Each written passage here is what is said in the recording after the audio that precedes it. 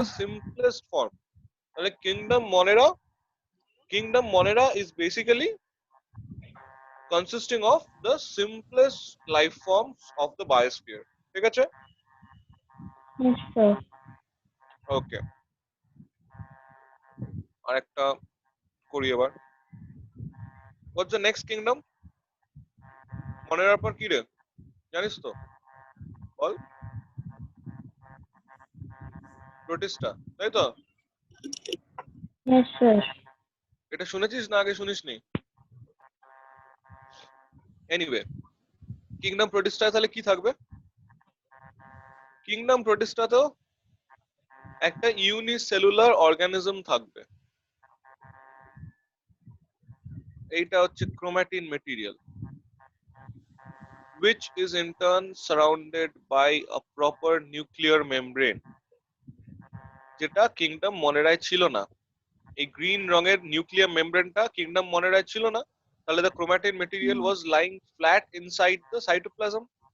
কিন্তু এখানে it has got a proper nuclear membrane, তার মানে কি it has got a proper nucleus, right? Yes, এর sir. প্রপার নিউক্লিয়াস আছে, তাহলে এটাকে কি বলবো? যার প্রপার নিউক্লিয়াস থাকে তাকে কি বলি? ইউক্যারিওট বলি না? ইউক্যারিওট বলি। আর since it is made up of just a single cell, এটাকেও আমরা ইউনিসেলুলারই বলবো। ঠিক আছে? তাহলে কিংডম প্রোটিস্টায় কি থাকলো? Unicellular eukaryote. ঠিক আছে, বোঝা গেল? তাহলে what is the difference between kingdom Monera and kingdom Protista? তোরা বল।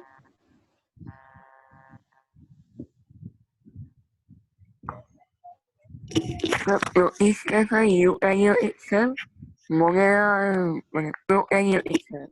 Protista includes organisms which have single cells, and moneras are the unicellular and microscopic organisms. Exactly. Mrigang সেনকে আমি দেখতে পাচ্ছি না। এনিওয়ে,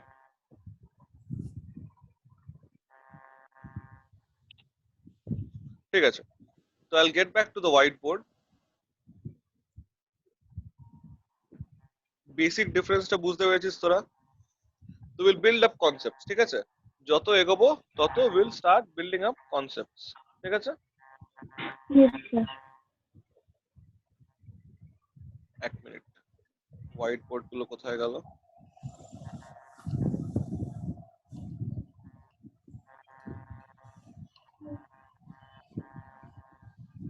জাস্ট আ মোমেন্ট, আমি হোয়াইট বোর্ড গুলো খুঁজে পাওয়ার চেষ্টা করছি।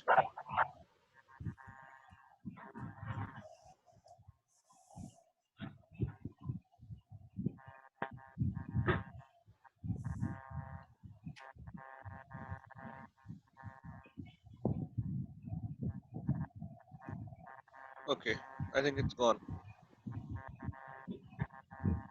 Anyway, এই হোয়াইট বোর্ডটা তোমরা দেখতে পাচ্ছ তো এখন?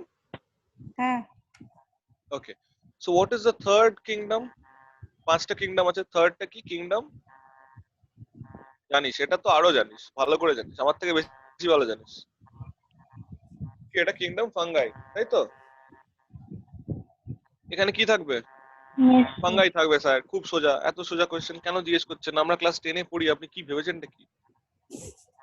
এখানে মাল্টি সেলুলার অর্গানিজম থাকবে, এইটাই জিজ্ঞেস করার জন্য জিজ্ঞেস করছিলাম। ঠিক আছে, তাহলে the difference between kingdom protista, kingdom monera with kingdom fungi is protista and monera has got unicellular organisms and kingdom fungi has got multicellular organisms. Okay, the similarity between kingdom fungi and kingdom protista is that they have got eukaryotes, the cells are eukaryotic. Kingdom protista যে eukaryote শুরু হলো, that means we are going towards more advanced life forms. তাহলে যত advance হবে obviously সবাই eukaryotic তো হতেই হবে।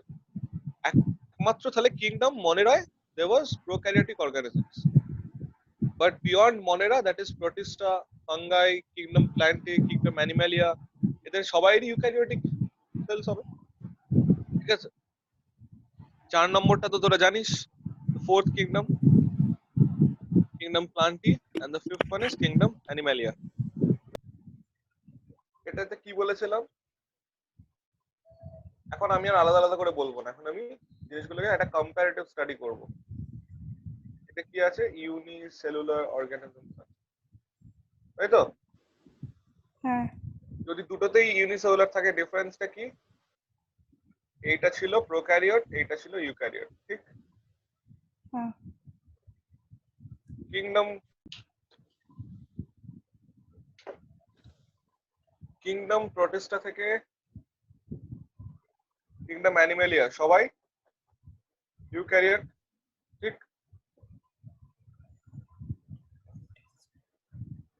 তাই তো? কিংডম প্রোটিস্টা আর কিংডম ফাঙ্গাই এর মধ্যে ডিফারেন্স কি? এটা ইউনিসেলুলার, এটা মাল্টিসেলুলার, ঠিক?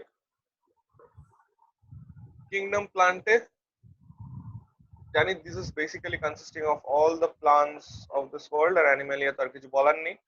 যখন অ্যানিমাল কিংডম পড়বো, বা তোরা তো পড়েছিস class,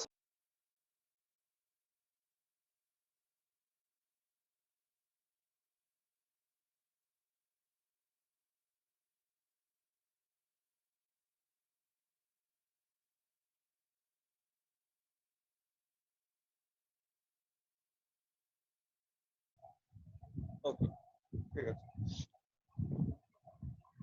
I'll get back to the screen.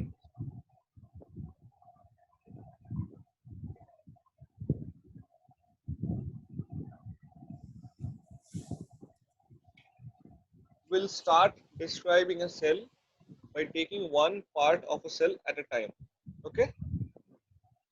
Cell, এটা হচ্ছে সেলের, এটা হচ্ছে সেলের নিউক্লিয়াস, একটা সেল তার নিউক্লিয়াস। এবার আমরা একটা একটা করে পার্ট বুঝবো আর এই সেলের মধ্যে এটাকে ইনক্লুড করবো, ঠিক আছে?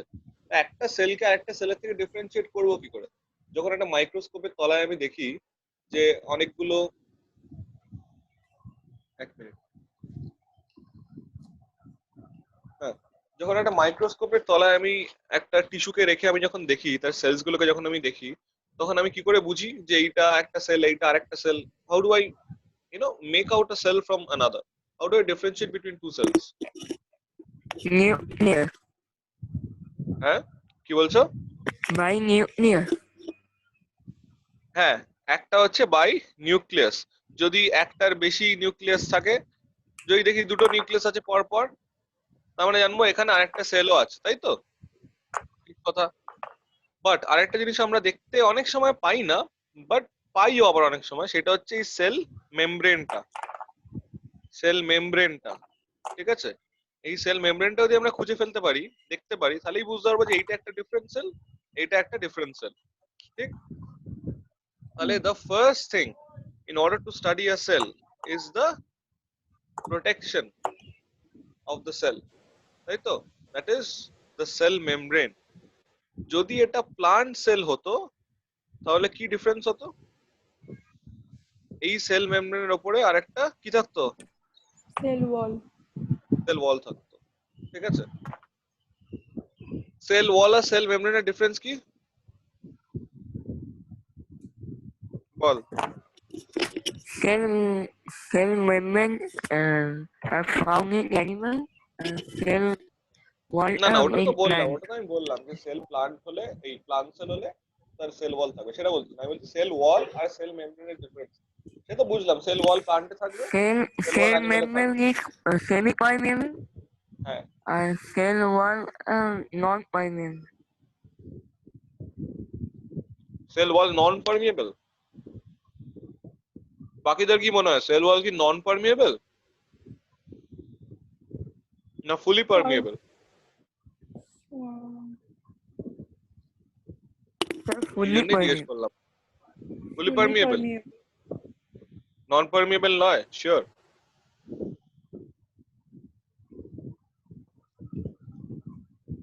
বল, সেল ওয়ালটা নন পারমিয়েবল না ফুলি পারমিয়েবল?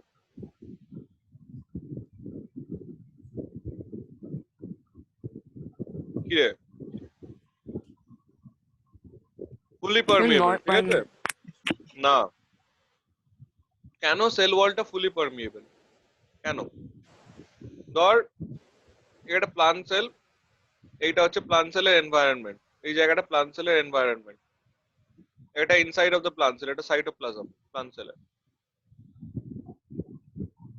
এইটা হচ্ছে এটা মলিকিউল। একে যদি এখান থেকে এইখানে আসতে হয়, এর দুটো জায়গায় চেকিং হবে, একটা হচ্ছে সেল ওয়ালে, একটা হচ্ছে সেল মেমব্রেনে, তাই তো? সেল ওয়ালটা যদি নন পারমিয়েবল হয়ে যায়, এখানটা যদি নন পারমিয়েবল হয়ে যায়, তাহলে তো কোনো মলিকিউলই তো ঢুকতে পারবে না, তাই না? কেউ ঢুকতে পারবে? তোর ফ্ল্যাট, তোরা কি থাকিস, ফ্ল্যাটে থাকিস না বাড়িতে থাকিস? বাড়িতে। আচ্ছা, বাড়িতে থাকিস, বাড়ি ফ্ল্যাট যাই হোক দুটোই একই জিনিস, আমি মানে অন্য একটা কারণে জিজ্ঞেস করছিলাম। ধর সাপোজ তুই তোর বাড়িতে থাকিস, তোর বাড়ির এবার তুই তোর বাড়ির মধ্যে নিশ্চয়ই পুরো বাড়িতে ঘোরাঘুরি করছিস না, তুই এখন তোর একটা ঘরে আছিস, তোর ঘরে একটা দরজা আছে, তাই তো? হ্যাঁ সেটা কি তোর ফ্ল্যাটের বা বাড়ির দরজা? না তো, সেটা তোর ঘরের দরজা। হ্যাঁ তোর ফ্ল্যাটের বা বাড়ির দরজাটা যদি নন পারমিয়েবল হয়, তাহলে কেউ ঢুকতে পারবে তোর বাড়িতে তোর ঘরের দরজা দিয়ে? না ঢুকতে পারবে না তো। কি রে? না। ঠিক আছে, শোনা যাচ্ছে?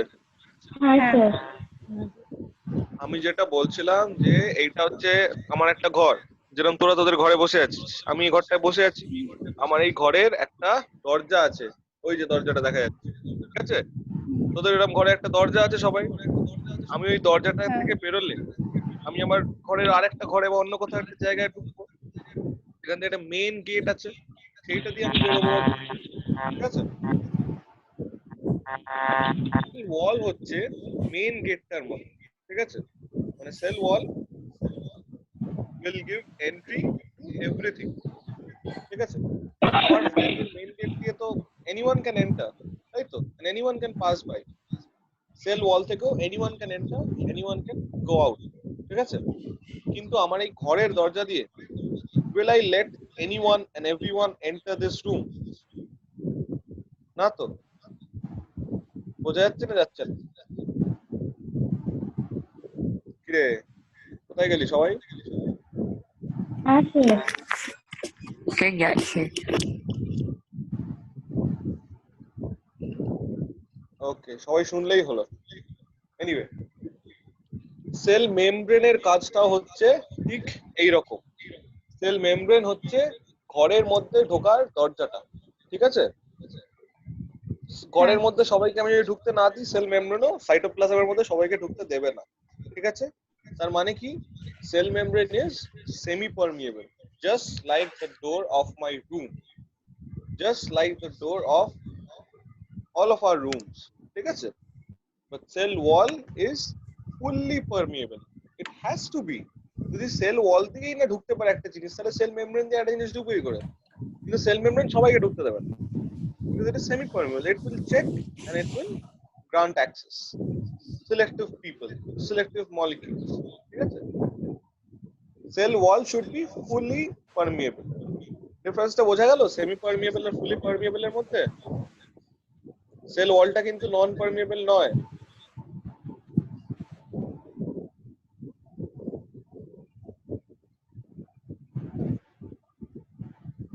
ওকে, তোরা কেউ কথাটা তো বলছিস না, আমি বুঝতে পারছি না মাঝে মাঝে তোরা আছিস না। Anyway, I am sharing this whiteboard. এবারে নাও, সেল ওয়ালটা হলো ফুলি পারমিয়েবল। তো সেল ওয়ালের ক্যারেক্টারিস্টিক বুঝলাম, তাহলে it is a fully permeable object, ঠিক আছে? এবার সেল মেমব্রেন, সেল ওয়ালের আরো কিছু ক্যারেক্টারিস্টিক আছে যেগুলো পরে যাব। এবার সেল মেমব্রেনে আসি, which is the most important part of the cell. সবকিছুই মানে ইম্পর্টেন্ট, তাই হোক। সেল মেমব্রেন, সেল মেমব্রেনের কম্পোজিশন কি দিয়ে তৈরি সেল মেমব্রেনটা, এটা কিন্তু খুব খুব খুব important. what this cell membrane is made up of is very very very important. সেটাকে কি বলে লিখছি দেখ, ফসফোলিপিড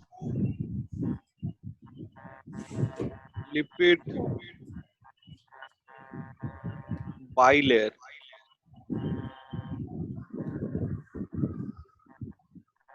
কঠিন নাম, বাপরে বাপ, কিছুই তো বুঝতে পারলাম না স্যার, এটা কি হলো? কিছু বোঝা গেছে এটা নামটা শুনে? না স্যার। এগুলো এলিয়েন নয় যে এরকম নাম নিয়েছি আর মার্স থেকে এলিয়েন গুলো চলে এসছে। এগুলো কি বলছি?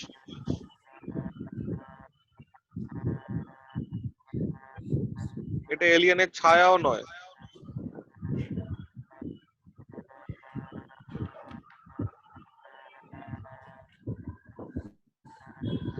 এইটা হচ্ছে সেল মেমব্রেনের একটা স্ট্রাকচার, ঠিক আছে? যদি এখান থেকে আমি ডিভাইড করে দিই, দেখ উপরের দিকটা একই রকম, নিচের দিকটা একটা মিরর ইমেজের মতো দেখতে লাগছে। তাহলে বেসিক্যালি একটাই, এই জিনিসটাই আমার ইম্পর্টেন্ট, এইটাই রিপিট হচ্ছে, তাই তো? এটাই দেখ রিপিট হচ্ছে। এই জিনিসটা কি? এইটা হচ্ছে একটা ফসফোলিপিড মলিকিউল, এইটা হচ্ছে ফসফেট গ্রুপটা, আর এইটা হচ্ছে লিপিড চেইন, এটাও এটাও লিপিড চেইন, ঠিক আছে? তাহলে একটা ফসফেট মলিকিউল থেকে দুটো লিপিড চেইন বেরিয়ে আসছে, ঠিক আছে? এইবারে এটা আমি এখন কিন্তু স্ট্রাকচার মানে ডেসক্রাইব করছি। এই স্ট্রাকচারটা কেন হলো, কেন বাইলেয়ার, কেন এরকম, কেন ফসফোলিপিড, সেগুলো এবার বলবো। সেগুলো মানে characteristics of the cell membrane. Depending on the characteristics of the cell membrane, it will determine the function of the cell membrane, ঠিক? তাহলে ক্যারেক্টারিস্টিক অফ এই সেল মেমব্রেনটা বোঝাতে গেলে I need to make you understand the characteristics of this phospholipid molecule, ঠিক?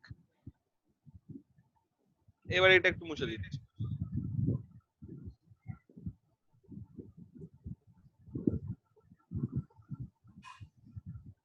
ওকে, দুটো কথা শুনেছিস? শুনেছিস তো বটেই, হাইড্রোফিলিক আর হাইড্রোফোবিক।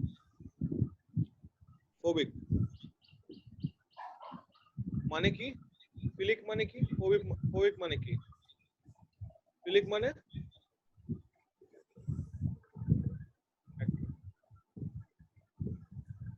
হাইড্রোফিলিক মানে কি? ফিলিক মানে কি আগে বল। এটা হচ্ছে ফিলিক, তাই তো? আর ফোবিক,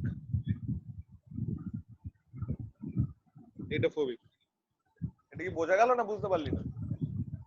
ফিলিক মানে it will love something, hydrophilic মানে it loves water, হাইড্রোফোবিক মানে it hates water, it loves something else, তাই হবে।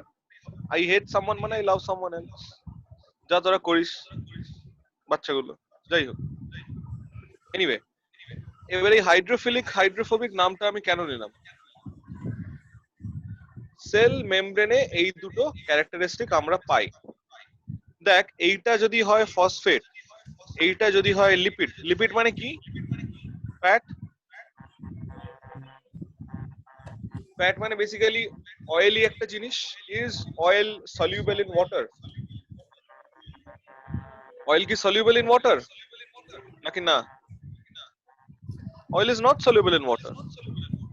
তাহলে এটা hydrophobic, it does not love water.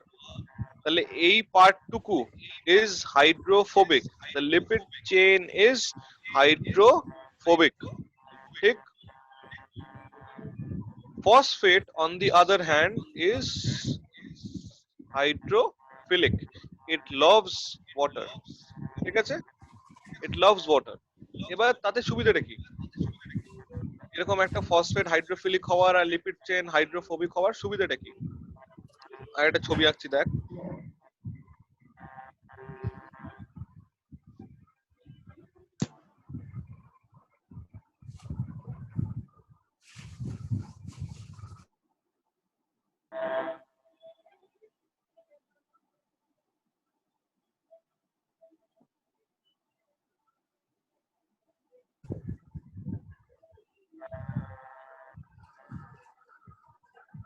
এইটা বেসিক্যালি একটা সেল।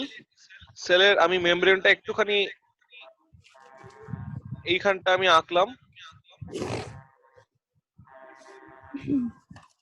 এই সেল মেমব্রেনটা আমি এখানটা এঁকেছি জাস্ট ডেসক্রাইব করার জন্য, বাকিটা একই আছে, মানে আমি জাস্ট ডটেড লাইনস দিয়ে বুঝিয়েছি, ঠিক আছে? তাহলে এই জায়গাটা আমার কি, হাইড্রোফিলিক আর হাইড্রোফোবিক? দিস ইজ হাইড্রোফিলিক, কারণ এটা ফসফেট চেন। এই জায়গাটা কি হাইড্রোফিলিক আর হাইড্রোফোবিক? হাইড্রোফিলিক, কারণ এটাও ফসফেট চেন। যদি দুটোকে এরকম ভাবে সেপারেট করি এখান দিয়ে, তাহলে এই একটা ফসফোলিপিড লেয়ার, এই আরেকটা ফসফোলিপিড লেয়ার, তাহলে ফসফোলিপিড বাই লেয়ার তৈরি হলো, হলো তো? তাহলে cell membrane is a phospholipid bilayer, cell membrane is a phospholipid bilayer, দুটো লেয়ার, এই একটা ফসফোলিপিড, এই একটা ফসফোলিপিড চেন, ঠিক আছে? Okay, getting back to our structure of the cell membrane and the characteristic. এই জায়গাটা আমি কি বললাম, ফিলিক, পিএল, আর এই জায়গাটা ফোবিক, পিএইচ। থাক, এটা লিখছি না, এটা তোরা বুঝে যাবে, লিখলে খুব জিনিসটা ক্লামজি হয়ে যাচ্ছে। এখানে কি আছে, সাইটোপ্লাজম, আর এটা হচ্ছে সেলুলার এনভায়রনমেন্ট, মানে এটা extra cellular space, extra cellular space. এখানে কি আছে, ওয়াটার। সাইটোপ্লাজমে কি আছে, ওয়াটার। তাহলে এই ফসফোলিপিড বাইলেয়ারের মধ্যে water loving end will face water. এখানে জল আছে সাইটোপ্লাজমে, তাহলে এখানে কি থাকবে, হাইড্রোফিলিক এন্ডটা থাকবে, তার মানে ফসফেট এন্ডটা থাকবে। এক্সট্রা সেলুলার স্পেসে জল আছে, এক্সট্রা সেলুলার স্পেসে জল আছে, জল, তাহলে এখানেও হাইড্রোফিলিক এন্ডটা থাকবে, ঠিক? ভেতরে কি আছে, হাইড্রোফোবিক এন্ড, হাইড্রোফোবিক এন্ড, তার মানে দুটো হাইড্রোফোবিক এন্ড এখানে রয়েছে এই পুরো এরিয়াটা জুড়ে, তাই তো? মানে এই পুরো জায়গাটা হচ্ছে হাইড্রোফোবিক জোন, এই জায়গাটা পুরোটা ইজ হাইড্রোফোবিক, ঠিক আছে? মানে ইন্টার কিছুই না, এটা basically the inside of the cell membrane, ঠিক আছে? এইটা হচ্ছে হাইড্রোফোবিক।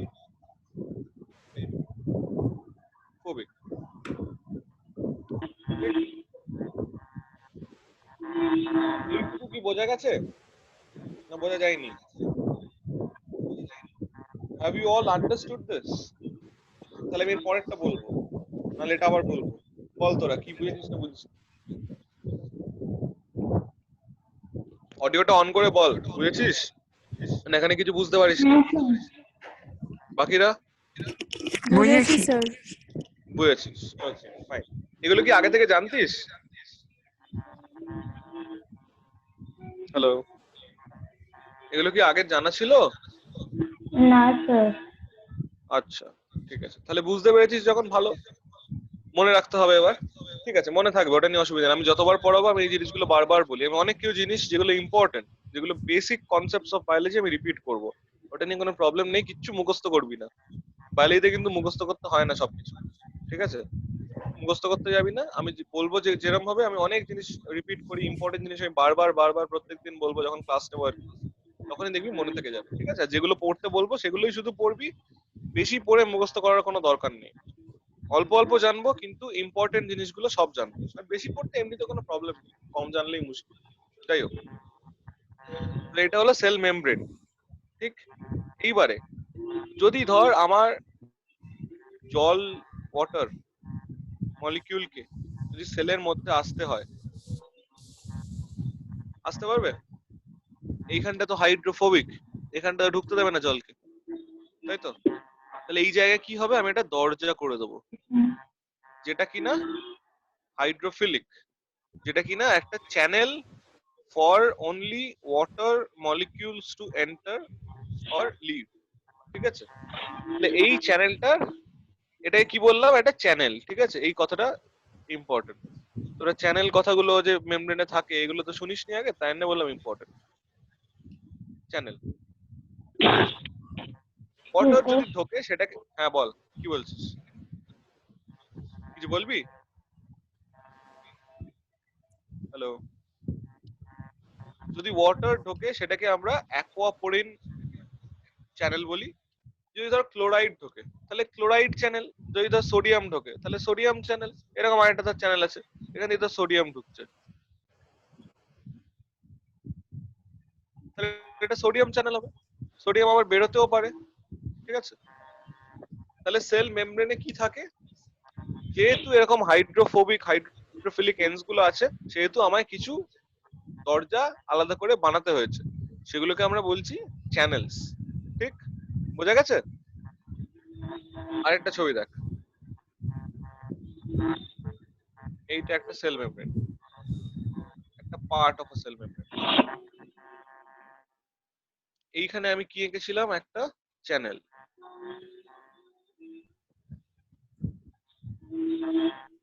চ্যানেল দিয়ে ঢোকা বেরোনো করতে পারে।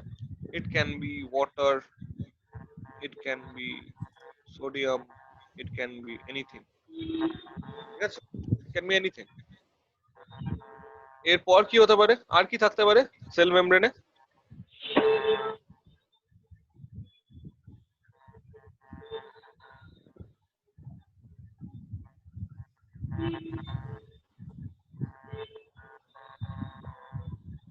এটাকে বলে পাম্প।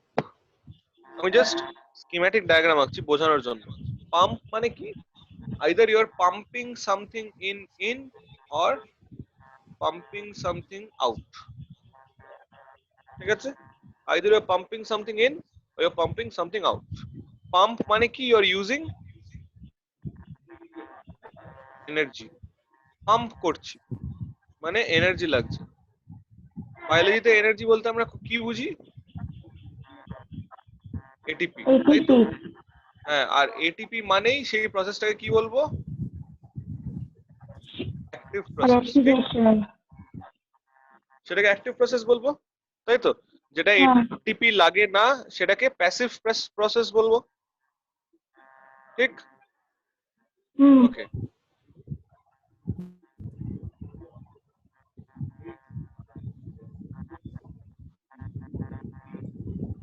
এই গেল পাম্প। নেক্সট,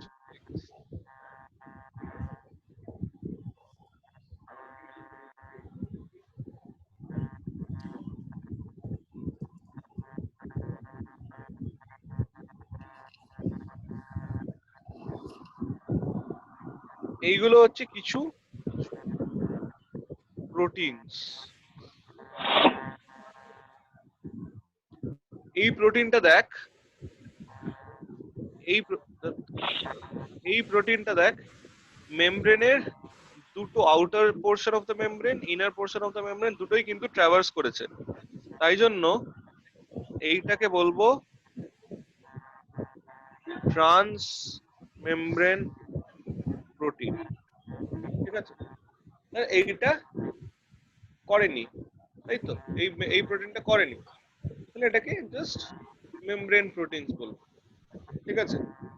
এইবারে এই প্রোটিন গুলোর আরো অনেক নাম আছে, দেখবি শুনবি, সেটাকে বলবে ইন্টিগ্রাল প্রোটিন, ইন্টিগ্রাল প্রোটিনস, ঠিক আছে। এরকম অনেক নাম আছে, এগুলো আমরা বলতে পারি, ঠিক আছে। বোঝা গেছে? তাহলে সেল মেমব্রেনে কি কি স্ট্রাকচার থাকবে সেগুলো বোঝা গেল। Yes.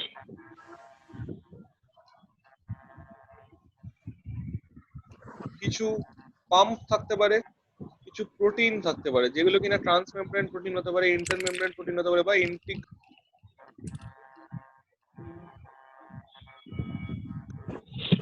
সবাই শুনতে পাচ্ছিস? Yes, sir. হ্যালো, ওকে, ঠিক আছে। তাহলে মেমব্রেনটা হলো, তাহলে এই যদি একটা সেল হয়, আমরা সেলের আউটার মোস্ট স্ট্রাকচারটাকে বুঝতে পেরেছি, that is the cell membrane. এবারে সেল মেমব্রেনের এই সেলের মধ্যে আর কি থাকে, একটা থাকবে নিউক্লিয়াস, আর একটা কি থাকবে,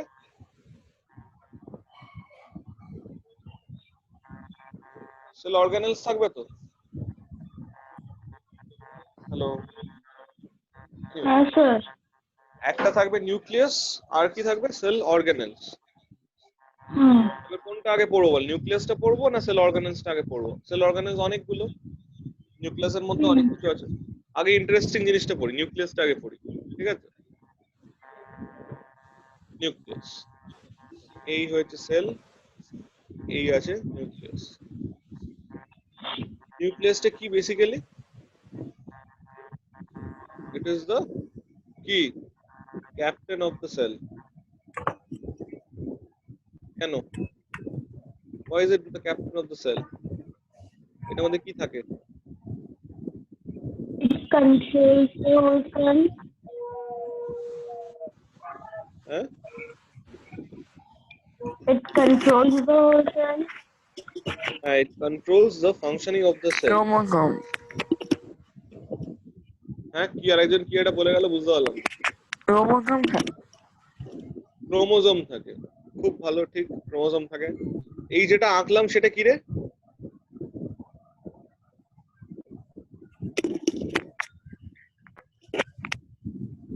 Chromatin fiber. হ্যাঁ, ক্রোমাটিন ফাইবার, বেসিক্যালি ডিএনএ, তাই তো? সেলের মধ্যে, এই নিউক্লিয়াসের মধ্যে এরকম একটা জিনিস থাকবে, এই জিনিসগুলো থাকবে, ইজিবিজি থাকবে বেসিক্যালি। এইটাকেই আমরা বলছি ক্রোমাটিন ফাইবার। Fiber.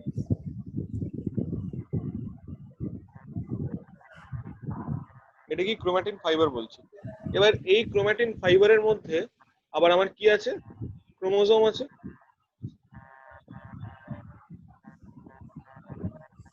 ক্রোমোজোম আছে। এইবার তাহলে একটা কনফিউজিং জিনিস তৈরি হয়।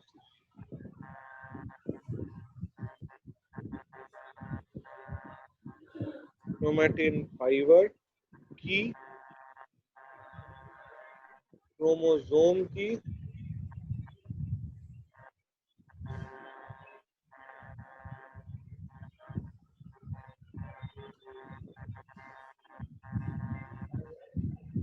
ডিএনএ কি, জিন কি? সবই একই মনে হয়, তো একই জিনিস, কোনো ব্যাপারই না। তাহলে আলাদা আলাদা করে নাম হয়েছে কেন? এগুলো আলাদা আলাদা করে লিখলাম কেন? ক্রোমাটিন ফাইবার কাকে বলে, ক্রোমোজোম কাকে বলে, ডিএনএ কাকে বলে, জিন কাকে বলে? ক্রোমাটিন ফাইবারটা কি?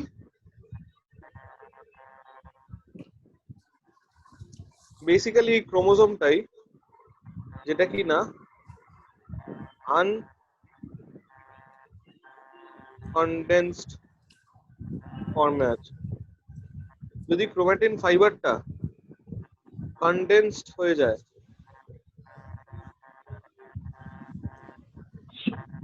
যদি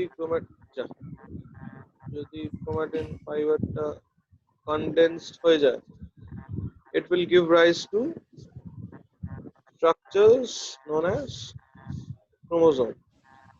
মানে এই যে হিজিবিজি জিনিসটা, এটাকে যদি আমি কনডেনসেশন করি তাহলে it will give rise to something। আরো পরিষ্কার আমি এবার দেখতে পাচ্ছি, এখানে অনেকগুলো ক্রোমোজোম ছিল, আমি দেখতে পাচ্ছিলাম না, সেগুলো কনডেন্সড হয়ে একটা সেপারেট ক্রোমোজোম হয়েছে, সেটা বুঝতে পারছি।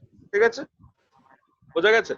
তাহলে ক্রোমাটিন ফাইবারের মধ্যে কিন্তু ক্রোমোজোম আছে, বাট একটা আনকন্ডেন্সড ফর্মে, একটা ছড়িয়ে ছিটিয়ে আছে, এটা পুরো ছড়িয়ে আছে, এখানে কনডেনসেশন হয়েছে, তাই না, ক্রোমোজোম হিসেবে আলাদা করে দেখতে পাচ্ছি। আচ্ছা, কখন এরকম একটা হেটেরোজিনিয়াস ফর্মে থাকবে আর কখন এরকম একটা কনডেন্সড ফর্মে থাকবে বলতো?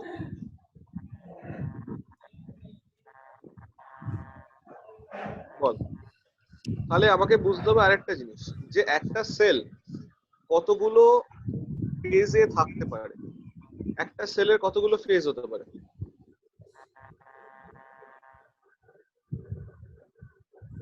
ইন্টারফেজ কতটা শুনেছিস?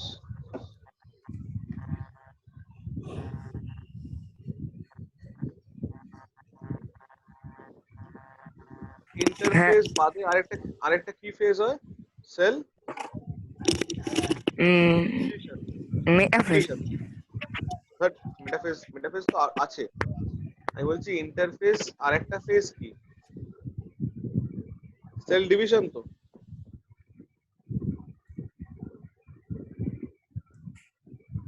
ইন্টারফেজ মানে কি? রেস্টিং ফেজ, ঠিক আছে? আর সেল ডিভিশন হচ্ছে আরেকটা ফেজ যেখানে সেল ডিভাইড করছে। একটা সেল সে আইদার রেস্ট করছে, না হলে ডিভাইড করে দুটো সেল হচ্ছে।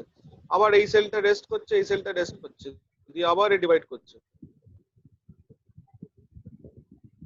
This is how it is happening, তাই তো? তাহলে সবসময় তো একটা সেল ডিভাইড করছে না, যখন ডিভাইড করছে না তখন কোথায় আছে? ইন্টারফেজে আছে, ঠিক আছে? এবার সেল যখন ডিভাইড করছে তখন সে মাইটোসিস করে করবে কি মিওসিস করে করবে সেটা ডিপেন্ড করবে। সেটা যখন আমি সেল ডিভিশন পড়াবো পরের দিন বা তারপরের দিন, তখন আমি বলবো কখন মাইটোসিস করবে কখন মিওসিস করবে। কিন্তু সেল যখন এই মাইটোসিসের মধ্যে পড়বে তখন তুই যেটা বলছিলি সেইটা হবে, তুই বলছিলি মেটাফেজ, ঠিক? ভুল বলিস না। কিন্তু সেটা সেল ডিভিশনের মধ্যে। তখন আগে হবে প্রোফেজ, মেটাফেজ, তারপরে হবে অ্যানাফেজ, তারপরে হবে টেলোফেজ, তারপরে সাইটোকাইনেসিস মানে সেল ডিভিশন।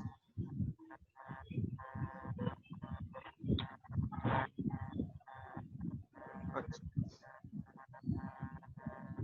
তাহলে এই ইন্টারফেজ স্টেটে যখন আছে তখন ক্রোমাটিন ফাইবার ফর্মে আছে, কারণ তখন ওর আর কিছু দরকার নেই, একদম ছড়িয়ে আছে, রিল্যাক্সড হয়ে আছে ক্রোমোজোমটা, ঠিক আছে? রিল্যাক্স স্টেট ক্রোমাটিন হিসেবে আছে। যখন ওকে সেলকে ডিভাইড করতে হবে, মাইটোসিস মানে কি? মানে মাইটোসিস মানে কি আর মিওসিস মানে কি রে?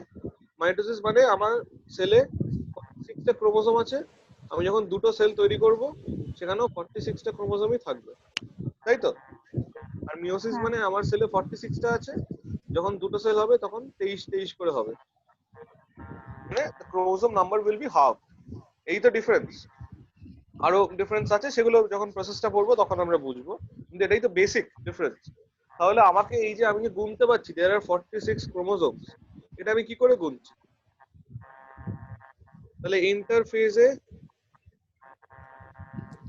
আর ডিভিশন যখন হচ্ছে, ইন্টারফেজে এরকম একটা স্টেটে আছে, সেল যখন ডিভিশন হচ্ছে আমি তখন ক্রোমোজোম গুলোকে গুনতে পারছি। ধর এইখানে ধর 4টে ক্রোমোজোম আছে,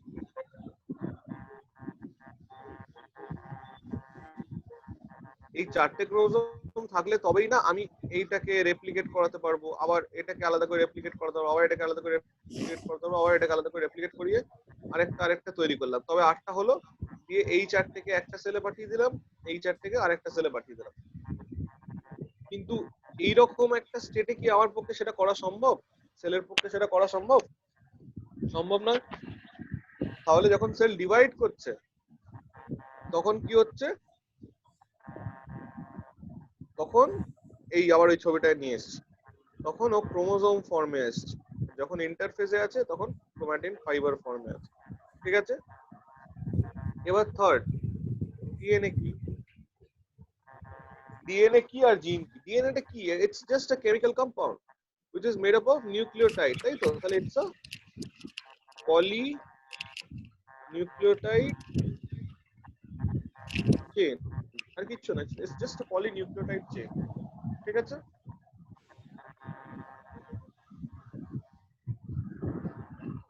ধর এই একটা নিউক্লিওটাইড, ফসফোডাইএস্টার বন্ড দিয়ে দিয়ে প্রত্যেকটা নিউক্লিওটাইডকে আমি জুড়েছি, ঠিক আছে? এগুলো সব একটা নিউক্লিওটাইড।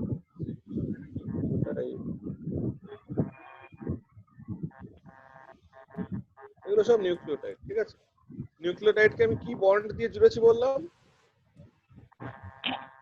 এটা পরে আবার যখন জেনেটিক্স পড়াবো তখন আবার বলবো, এখন জাস্ট বলছি, ইচ্ছে করে বলছি, যাতে পরে যখন শুনবি তখন মনে হবে হ্যাঁ এটা তো আগেও শুনেছি। ফসফোডাইএস্টার বন্ড, ঠিক আছে? বন্ডগুলো, এই বন্ডগুলো বিটুইন টু নিউক্লিওটাইড চেইনস, বন্ডগুলো বলা হয় ফসফোডাইএস্টার বন্ড। তাহলে এটাই আমার DNA, it's just a polynucleotide chain. তাহলে যদি এটা ডিএনএ হয়, তাহলে এই ডিএনএ আর এই জিনের মধ্যে ডিফারেন্সটা কি? ডিএনএ আর জিনের মধ্যে ডিফারেন্স কি? যদি এটা ডিএনএ হয়, হোয়াট ইজ দ্য জিন দেন? তোরা বল, হোয়াট ইজ দ্য জিন?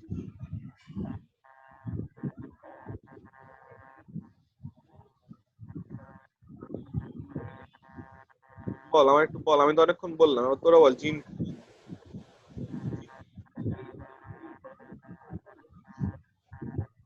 বল, আমি ততক্ষণ আঁকছি বোর্ডে। তুই বল জিনটা কি জিনিস?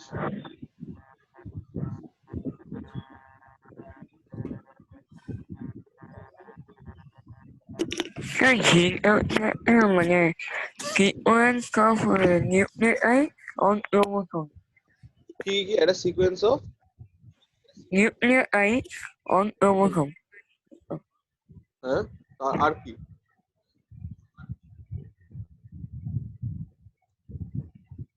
পার্টলি ঠিক, পার্টলি ভুল। ঠিকই বলেছিস, স্ট্রাকচারালি দেখতে গেলে সেটাই, কিন্তু কেন সেটা ইনকমপ্লিট বা পার্শিয়ালি ঠিক সেটা আবার বলছি। ধর এইটা পুরোটাই হচ্ছে আমার ডিএনএ, মানে একটা পলিনিউক্লিওটাইড চেন, তাই তো? এইবারে এই যে শেডেড পোর্শন গুলো যে আমি আঁকলাম, শেডেড পোর্শন গুলো, ধর এটাকে নাম্বারিং করে দিই 1 2। এই যে শেডেড পোর্শন গুলো আমি আঁকলাম, এটাও এই নাম্বার 1, এটাও একটা sequence of nucleotides on chromosome বা অন ডিএনএ, তাই তো? ডিএনএ আর ক্রোমোসোমের মধ্যে ডিফারেন্স কি? Chromosome is made up of DNA, ঠিক আছে? ধর এই আমার যদি ডিএনএ হয়,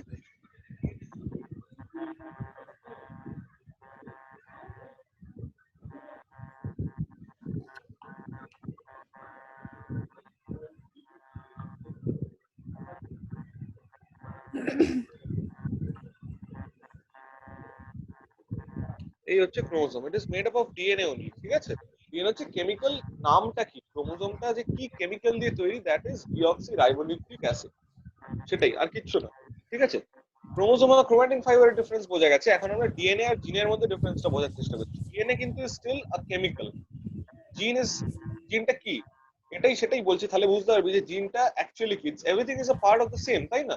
ক্রোমাটিন ফাইবার, ক্রোমোসোম, ডিএনএ, জিন, এগুলো সব একটার মধ্যেই আছে, তাহলে ডিফারেন্সটা কোথায় হচ্ছে? ডিএনএ তো আমি বললাম কি, একটা পলিনিউক্লিওটাইড সিকোয়েন্স, এটাও তো তাহলে একটা পলিনিউক্লিওটাইড সিকোয়েন্স। এই যে ছবিটা আঁকলাম, এটাও একটা পলিনিউক্লিওটাইড সিকোয়েন্স, তার মধ্যে আমি দুটো আলাদা আলাদা একটা শেডেড সেগমেন্ট করেছি, আর এইটা ধর আনশেডেড সেগমেন্টের তিনটে সেগমেন্ট। শেডেড সেগমেন্ট গুলো, ধর এই শেডেড সেগমেন্টটাকে যদি আমি কেটে বার করে নিই,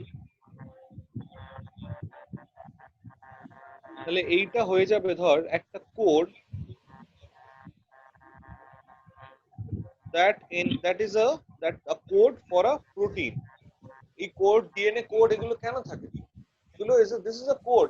প্রোটিনের যে প্রোটিনটা যে তৈরি হবে, প্রোটিনের স্ট্রাকচারটা is encoded inside the chromosome, ঠিক আছে? তাহলে it is a code, it's a functional code, it's a meaningful code that basically encodes a functional protein, একটা প্রোটিন যেটা কিনা আমার সেলের মধ্যে তৈরি হোক একটা ফাংশন করতে পারবে, ঠিক আছে? তাহলে এটা কিন্তু কোনো প্রোটিন নয়, এটা একটা code, this is a code. এই শেডেড পোরশনটা একটা কোড, ঠিক আছে? এটা একটা কোড, এটা আরেকটা কোড। এই কোডটাকে যদি আমি কেটে বাদ দিয়ে এখানে নিচে আনি, তাহলে this will code a protein, মানে এই কোডটাকে যদি আমি পড়ি, তাহলে আমি একটা প্রোটিন বানাতে পারবো। ধর সাপোজ আমি বলছি, এই বোর্ড গুলো পরে আর থাকবে কিনা বুঝতে পারছি না, আমি যদি আবার ভিডিওতে চলে যাই, তোরা আমায় শুনতে পাচ্ছিস তো? আমি বোর্ডের মধ্যেই রাখছি, আমি ভিডিওতে ব্যাক করছি না। Anyway, Yes, sir. হ্যাঁ, ধর তোরা একটা বই পড়ছিস, ঠিক আছে? ধর একটা বইতে there are 100 pages, ঠিক আছে? তাহলে the book basically is consisting of 100 pages। যদি একটা পেজকে একটা নিউক্লিওটাইড মনে করি, তাহলে একটা পলিনিউক্লিওটাইড চেনের মতো একটা বই হচ্ছে একটা 100টা পেজের একটা বই, ঠিক আছে? এবারে ধর আমি বললাম তোর পরীক্ষায় লাগবে, তোদের পরীক্ষায় লাগবে ওই বইয়ের মধ্যে পেজ নাম্বার 10 থেকে পেজ নাম্বার 25 অবধি, মানে 15 পাতা। তাহলে পেজ নাম্বার 1 থেকে 9 ইজ ইউজলেস, পেজ নাম্বার 26 থেকে 100টাও ইউজলেস, ঠিক? তাহলে ওই 15 পাতাটা ইউজফুল। তাহলে যদি ওই 15 পাতাটা আমি যদি পড়ি, তাহলে পরীক্ষায় যে কোয়েশ্চেনটা আসবে আমি সেটা লিখতে পারবো। বুঝতে পারছিস? তাহলে the 15 pages, those 15 pages contain a code, যে কোডটাকে আমি পড়ে আমি একটা ঠিকঠাক আনসার তৈরি করতে পারবো। তাহলে যে কোডটাকে পড়ে আমি একটা ঠিকঠাক প্রোটিন তৈরি করতে পারবো, সেই কোডটাকেই বলা হচ্ছে একটা জিন। তাহলে a gene is a polynucleotide sequence. Of course it's made up of DNA, because আমি বলছি তো polynucleotide sequence. The gene is of course made up of DNA. It's a polynucleotide sequence found inside the chromosome that codes for a functional protein, মানে যে প্রোটিনটা function করতে পারবে। একটা useless protein বানিয়ে তো কোনো লাভ নেই। ধর আমি বললাম 10 থেকে 25 পেজ নাম্বারস আর ইউজফুল, ওটা পরীক্ষা আসবে, তোরা পড়ে গেলি পেজ নাম্বার 40 থেকে পেজ নাম্বার 50, যে কোয়েশ্চেনটা এলো তোরা তো কিছু লিখতে পারলি না, কিন্তু তুই পড়লি, তাহলে ইটস এ ইউজলেস কোড, পড়ে কোনো লাভ হলো না। You are not being able to make a functional protein. বোঝা গেছে?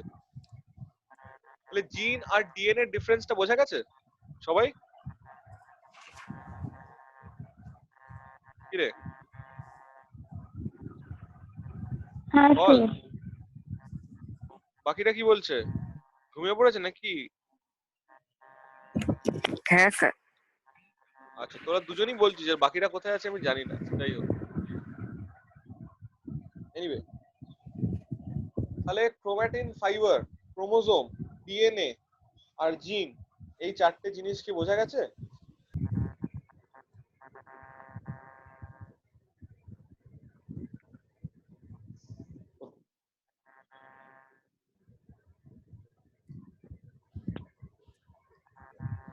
এবার শুধু নিউক্লিয়াসটাই আঁকলাম। নিউক্লিয়াসের মধ্যে রয়ে এলাম, এখন ক্রোমোজোম আছে।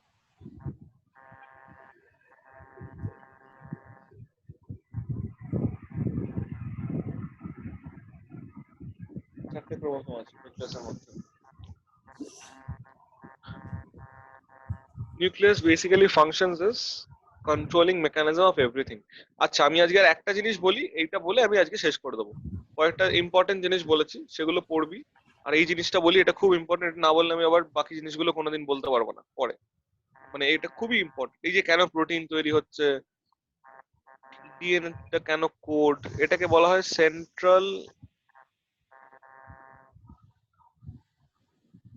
Dogma. Dogma of life. Exactly, এই তো জানেও। ডিএনএ, তাই তো? ডিএনএ থেকে কি হচ্ছে? আরএনএ। আগে একটা এম লিখেছি, সেটা থেকে প্রোটিন হচ্ছে। এটা আমি বোঝাবো নেক্সট দিন, আজকে এইটুকু জাস্ট জেনে রাখ। ডিএনএ থেকে আরএনএ হচ্ছে, এই প্রসেসটাকে কি বলে? ট্রান্সক্রিপশন।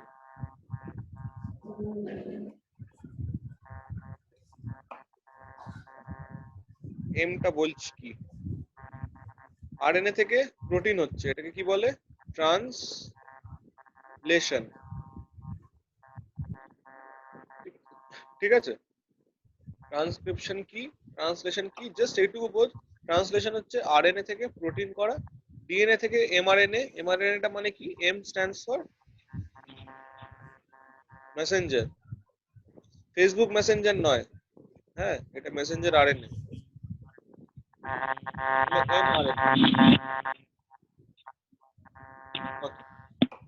ট্রান্সক্রিপশন মানে হচ্ছে basically you are copying DNA into RNA. মানে ধর তোর একটা খাতা আছে, খাতায় নোট করলি। হ্যাঁ বল।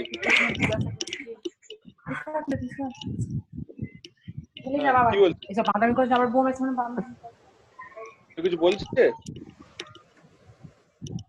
ওকে, ডিএনএ থেকে আরএনএ হচ্ছে ট্রান্সক্রিপশন। ঠিক আছে, আমি কি বলছিলাম? ট্রান্সক্রিপশন মানে জাস্ট কপি করা। ধর তোরা আজকে যেগুলো পড়লি একটা খাতায় ধর নোট করলি, ঠিক আছে? সেই নোটটা ধর আরেকজন আজকে ক্লাস করতে পারলো না, তুই তাকে দিবি। কি করে দিবি? জেরক্স করে দিবি, একটা ফটোকপি করে দিবি। তাই যে ফটোকপিটা করলি, সেটা একটা A4 সাইজ পেপারের মধ্যে জেরক্সটা হবে, ঠিক আছে? তুই ধর একটা ছোট একটা খাতায় তুই লিখেছিস, ঠিক আছে, সেটাও A4 সাইজ পেপারেই জেরক্স হবে, কিন্তু যে কোড বা যে ইনফরমেশনটা লিখলি সেই ইনফরমেশনটা উইল রিমেইন দ্য সেম, কারণ তুই এটাকে জেরক্স করছিস, ঠিক আছে? তাহলে ডিএনএ থেকে যদি সেম ইনফরমেশন কপি করতে হয় ইনটু আ ডিফারেন্ট মিডিয়াম, সেটা হচ্ছে আরএনএ, রাইবোনিউক্লিক অ্যাসিড, সেই প্রসেসটাকে বলছি ট্রান্সক্রিপশন। এবারে তুই ওই খাতাটা পড়লি, আরেকজন ওই জেরক্স কপিটা পড়লো, পড়ে তোরা পরীক্ষায় কোয়েশ্চেনের আনসার লিখছিস, মানে ওই কোডটা পড়ে তোরা ওটাকে ডিকোড করছিস, তার মানে তোরা প্রোটিন তৈরি করছিস, ঠিক আছে? সেই প্রসেসটাকে বলা হয় ট্রান্সলেশন। ট্রান্সলেট করছিস, you are translating the code into the answers in your answer script. তাহলে you are translating the code that was inside the DNA into a functional meaningful protein which will perform a particular function for the cell to which it is destined, ঠিক আছে? তাহলে এইটা হচ্ছে central dogma.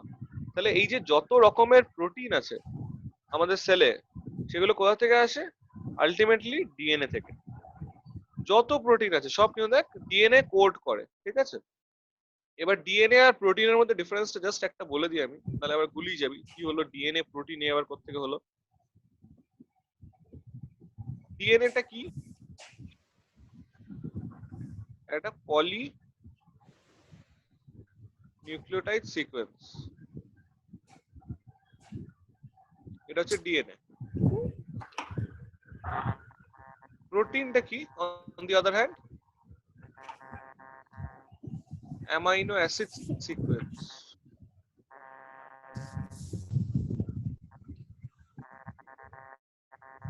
মানে এটা কিন্তু nucleotide দিয়ে করা নেই, এটা অ্যামাইনো অ্যাসিড দিয়ে তৈরি, বাট এইটা হচ্ছে কোড। এই কোডটা ডিকোড হচ্ছে দিয়ে কোন অ্যামাইনো ডিকোডিং, ডিকোড হয়ে আমি দেখছি যে এখানে কোন অ্যামাইনো অ্যাসিডটা বসবে। অ্যামাইনো অ্যাসিড তো অনেক আছে, আমরা পড়েছি কিছু এসেনশিয়াল বলে, কিছু নন এসেনশিয়াল বলে, কিছু সেমি এসেনশিয়াল বলে। সেই অ্যামাইনো অ্যাসিডের মধ্যে কোন অ্যামাইনো অ্যাসিডটা কখন বসবে সেটা ডিটারমাইন করছে এই পলিনিউক্লিওটাইড সিকোয়েন্সটা, ঠিক আছে? তখন সেগুলোকে কি বলে? কোডন। তিনটে নিউক্লিওটাইড মিলে একটা কোডন করে, তিনটে নিউক্লিওটাইড মিলে একটা কোডন, মানে একটা অ্যামাইনো অ্যাসিডের কোড। যদি ধর নিউক্লিওটাইড আমরা পরের দিন আসবো, কোনটাকে নিউক্লিওটাইড বলে, কোনটাকে নিউক্লিওসাইড বলে, ঠিক আছে? কোনগুলো কি জিনিস, কোনটা রাইবোস, এই কোনটাকে সুগার বলে, ঠিক আছে? রাইবোস সুগার, ডিঅক্সিরাইবোস সুগার, এগুলো সব আসবো। বাট আজকে এইটুকু জেনে রাখ যে এই তিনটে নিউক্লিওটাইড একসাথে হয়ে একটা অ্যামাইনো অ্যাসিডের কোড নেম। ধর সাপোজ আমি বলছি পেন, পেন, ঠিক আছে? পেন মানে একটা পেন, তাই তো? আমি এটা বন্ধ করে দিচ্ছি, ভিডিও স্টার্ট করছি।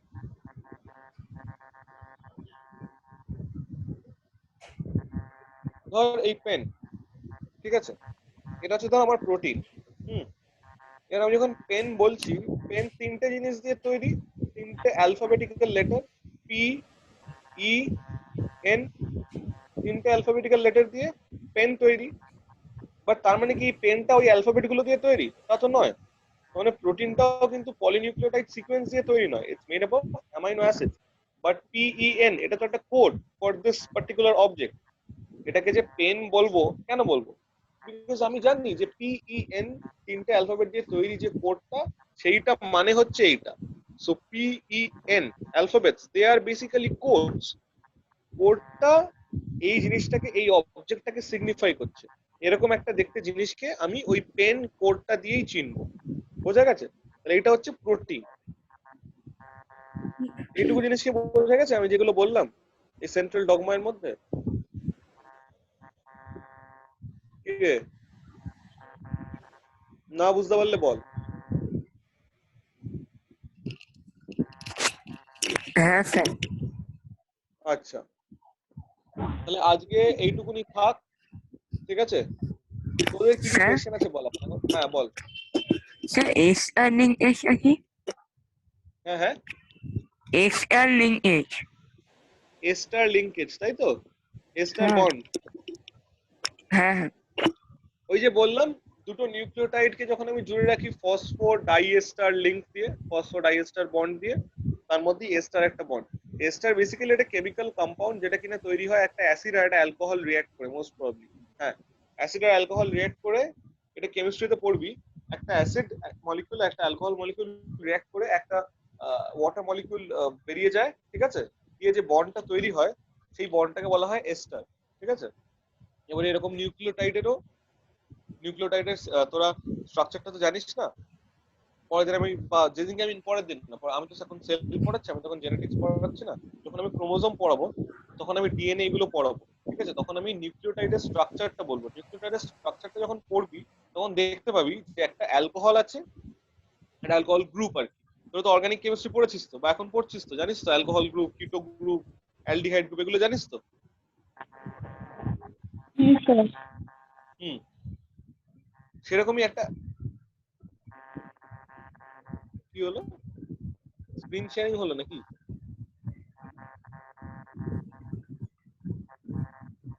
এনিওয়ে, তো ওই যে অ্যালকোহল, অ্যাসিড, অ্যালডিহাইড, কিটো, ওই যে গ্রুপগুলো আছে সেরকমই একটা গ্রুপ হচ্ছে অ্যালকোহল গ্রুপ, আর সেরকমই একটা গ্রুপ হচ্ছে অ্যাসিড গ্রুপ।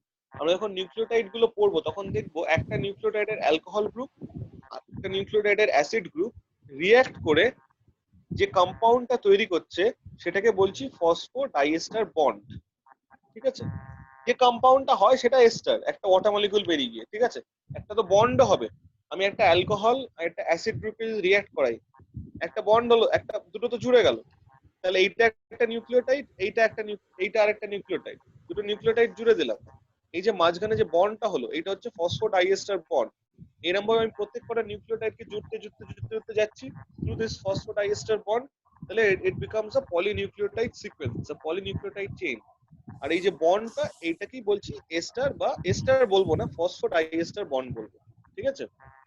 তাহলে এখানে দুটো এস্টার তৈরি হচ্ছে, এই একটা এখান থেকে, আর মাঝখানে এটা একটা ফসফেট। ওই আমরা দেখবি যখন ডিএনএ যখন সিকোয়েন্স যখন ডিএনএটা যখন বলবো, ডিএনএ স্ট্রাকচার যখন বলবো তখন দেখবি একটা ফসফেট, একটা ব্যাকবোন বলা হয়, ঠিক আছে? কারণ নিউক্লিওটাইডটা কি দিয়ে তৈরি সেটা আমাদের জানতে হবে, what is a nucleotide made up of, ঠিক আছে? সেগুলো জানলে এগুলো বুঝতে পারবি, ঠিক আছে? কি আমায় জিজ্ঞেস করলি কোয়েশ্চেনটা?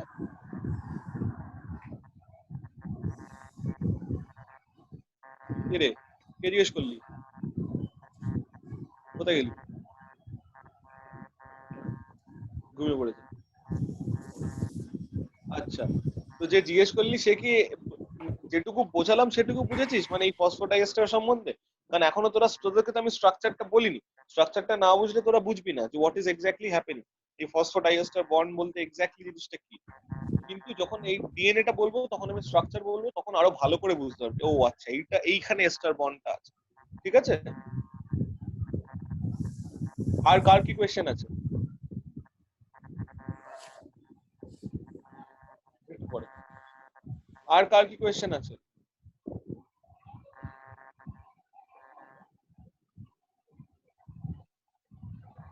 আর কারোর কোনো কোয়েশ্চেন আছে? তাহলে অডিওটা অন করে বল।